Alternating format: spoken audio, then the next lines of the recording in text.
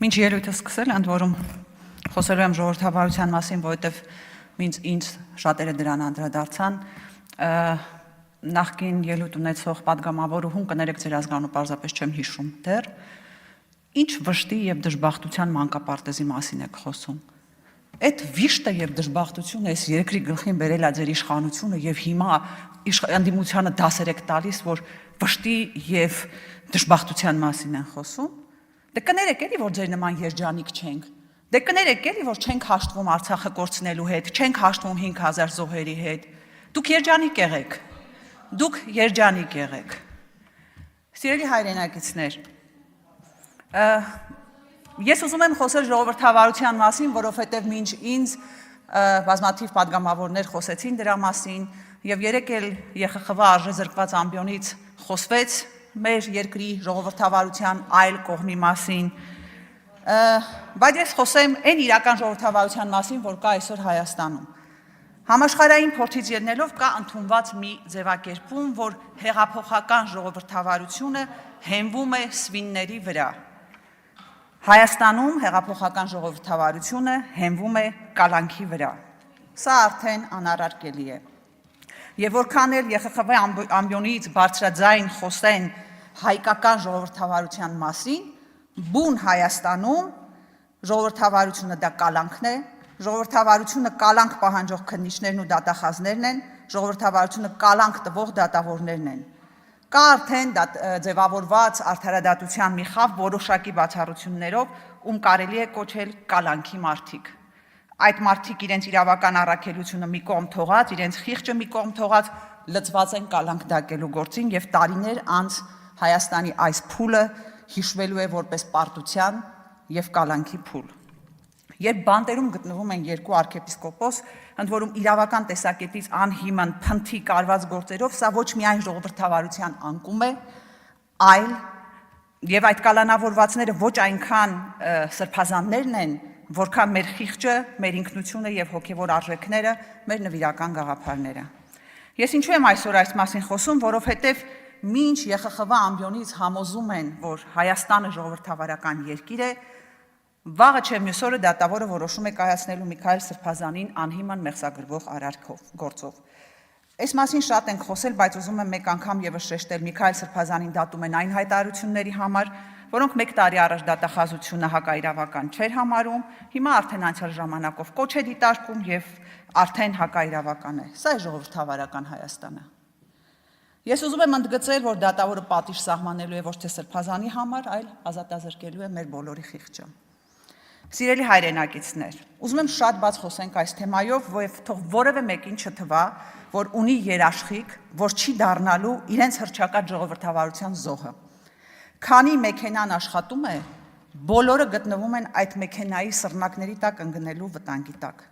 Առաջին անգամ ես այս մասին ահազանգել եմ դեռևս արդեն հեռավոր 2018-19 թվականներին, երբ միացվում էր իրավական տերորի մեքենան։ Այդ ժամանակ արդեն տեսանելի էր, որ չպետք է ուրախանալ քաղաքական հակառակորդներից որևէ մեկի կամ այն մարդկանց, ում չեք սիրում, նրանց հանդեպ կատարվող քրեական գործերի համար։ Ես դա ասում եի այն պարզ պատճառով, որովհետև շատ լավ գիտեմ իրավական տերորի պատմությունը, եւ եթե այն սկսում է աշխատել, ապա խժռում է բոլորին։ Վերջում չասեմ ում է խժռելու, մենք բոլորս դա լավ հասկանում ենք, բայց խժռելու է նաեւ նրանց, ովքեր աշխատացրել են տերորի մեքենան, տվել կամ կատարել են հրամաններ։ Մյուս կողմից էլ ուզում եմ պատասխանել մի շատ պարզ հարցադրման, թե ինչու են Սրբազանի դատական process-ներին ներկա գտնվում նույն մի քանի տասնյակ մարդիկ։ Դա նրանից չէ, որ տասնյակ հազարավորները անտարբեր են։ Ամենևին այդպես չէ։ Հայաստանը եռում է։ Հայաստանը խեղդվում է անարդարությունից եւ ես ուզում եմ, որ այդ եռումը դուրս գա օրինական ճանապարհով եւ ոչ թե լինեն այլ սցենարներ։ Սիրելի հայրենակիցներ, ԵԽԽՎ ամբիոնից շատերին հակաժողովրդական որակելուց, լրատվական ռեսուրսներից շատերին ապատեղեկատվություն տարածող եւ դրանով իսկ ժողովրդավարությանը վնաս հասցնող որակելուց զատ, պարզվեց, որ ժողովրդավարությունը այնուամենայնիվ վստահելի ձեռքերում է եւ պարզվեց, որ ժողովրդավարությունը ժողովրդի Հայաստանի Հանրապետության քաղաքացիների ձեռքերում է։ Բայց այդ նույն ժողովուրդում ձեռքերում ժողովրդավարությունն է այդպես էլ չի հասկանում, թե այդ ինչպես է ստացվում, որ խաղաղ ակցիաների ժամանակ իրենց ձեռքում պահվող ժողովրդավարության պայմաններում հարյուրներով հայտնվում են բանտերում։ Ինչպես են ակցիաների ժամանակ իրենց նկատմամբ կիրառվում ձայնային նռնակներ։ Չի հասկանում, ինչպես դատախազը, գլխավոր դատախազը այս ամբիոնից ստում եւ այդ ստի ու կեղծիքի վրա անհնազանդության ակցիաները դառնում են ահաբեկչություն։ Ժողովրդավարության տերը չի հասկանում, թե ինչպես է արդարադատությունը ընտրովի կիրառվում։ Քաղաքական հետապնդումների ենթարկվող մարդիկ ամիսներով կալանքի տակ են պահվում, իսկ օրինակ մի քանի ամիս առաջ Ծաղկաձորում 2 դպրոցահասակ աղջիկների կյանքի համար պատասխանատուներից մեկը նույնիսկ քրեական գործով չի անցնում։ Թե այստեղ քաղաքական պատվեր չկա, ամեն ինչ նորմալ է։ Այս նույն ժողովուրդը, ում ձեռքերում ժողովրդավարությունն է, շվարել է, թե ինչպես է ստացվում, որ պատվեր կատարող դատավորները առաջ խաղացման են ներկայացվում, նախորդ նիստերի ընթացքում Վճռաբեկ դատանի դատավոր ընտրեցիք, իսկ օրենքով եւ իրավունքով առաջնորդվողները կարգապահական պատասխանատվության են ենթարկվում։ Չի հասկանում, թե ինչպես է Բաքվում պահվող գերիները, ինչպես են դարձել երկարատև կոնֆլիկտի հետևանքով անազատության մեջ հայտնվածներ։ Այդ ինչպես գերիները դարձան ուղղակի անազատության մեջ գտնվողներ։ Չի հասկանում, որ եթե Հայաստանի տնտեսությունը 43%-ով աճել է 2018 թվականից հետո, ապա ինչու են իրենք շարունակում շատ վատ ապրել, ինչու են շատ ցածր թոշակներ ստանում, ինչու չեն կարողանում դեղեր ձեռք բերել, չի հասկանում։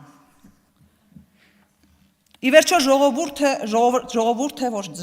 ժողովրդավարությունը այսպես իր վստահելի ձեռքերում պահում է, չի հասկանում, թե այդ ինչպես եղավ, որ Փաշինյանը իր անունից որոշեց, որ Արցախցին վերադարձի ժողովրդավարական իրավունք չունի։ Շատ բան չի հասկանում ժողովուրդը։ Եվ վերջում, սիրելի հայրենակիցներ, ես պատահաբար չընդգծեցի ԵԽԽՎ արժեզրկված ամբիոնը, որովհետև դա այն ԵԽԽՎ-ն չէ, որ եղել է 10 տարի առաջ, 15 տարի առաջ, որպես ժողովրդավարության փարոսներից մեկը։ Այդ ԵԽԽՎ-ն է, որ այսօր մարդու իրավունքների խնդիրներին նայում է բացառապես քաղաքական եւ աշխարհաքաղաքական ճամբարների տեսանկյունից, իսկ մեր իսկական ճակերտավոր ԵԽԽՎ-ն պետք է լինենք մենք, մեզանից յուրաքանչյուրը, մեր խիղճը, որ մի օր պետք է ասենք հերիք է, վերջ տվեք այս անարդարությանը։